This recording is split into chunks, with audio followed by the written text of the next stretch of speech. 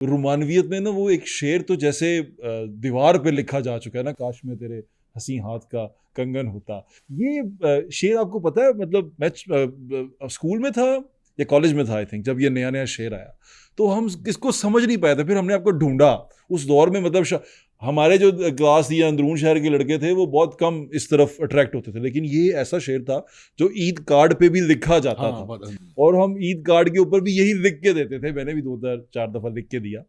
तो ये क्या था, मतलब ये क्या इंस्पिरेशन क्या थी, सोर्स ऑफ इंस्पिरेशन क्या था? एक शायर का एक सोर्स होता है जहाँ से वो इंस्पिरेशन ले रहा होता है, वो क्या था? देखिए, असल में ये जो महबूब के वजूद का हिस्सा बन जाना या उसके इतना नज़दीक हो जाना, जिसे आप समझिए कि रूह से रूह का मिलाप है ये, रूह से रूह का मिलाप है ये, जिस्म तो दरमियान है ही नहीं।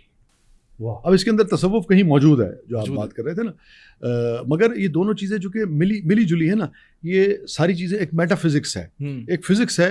ये हम एक टेबल के ऊपर बैठे हुए हैं, कुर्सी के ऊपर बैठे हैं, ये टेबल दरमियान में रखी है, बहुत सारी ऐसी चीज़ें जिनको हम फिजिकली छू सकते हैं, मगर एक नज़र है जो मेरे और आपके दरमियान, जो पढ़कर अपने वजूद का एहसास दिला रही है, अपने होने का एहसास दिला रही है, मगर ये मेटाफिजिक्स की फॉर्म में हम एक दूसरे को देख पा रहे हैं।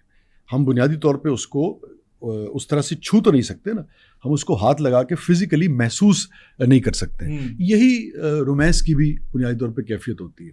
और अगर आप किसी भी हिस्से में ज़िंदगी के, मैं चूँकि इब्तिदा से ही ऐसा था, मेरे नज़दीक जिस्म जो है वो कभी भी उस तरह से उसकी अहमियत नहीं थी। किसी भी रिश्ते में असल चीज़ जो है वो आपकी रूह की है, आपकी आदतों अतवार की है, आपकी केमिस्ट्री की है कि किस तरीके से आपकी केमिस्ट्री जो है किसी भी शख्स से मिल जाती है ना, किसी भी रिश्ते में आपकी केमिस्ट्री जो है मिलती